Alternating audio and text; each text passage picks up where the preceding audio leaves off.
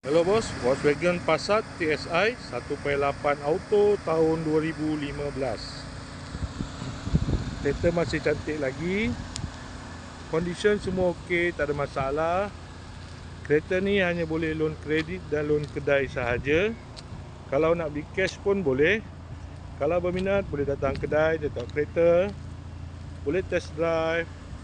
Kereta ni accident free. Boleh jalan jauh, tak ada masalah. Jom kita tengok bahagian dalam. Kereta ni ada waranti 1 tahun. Dalam masih cantik lagi, leather seat.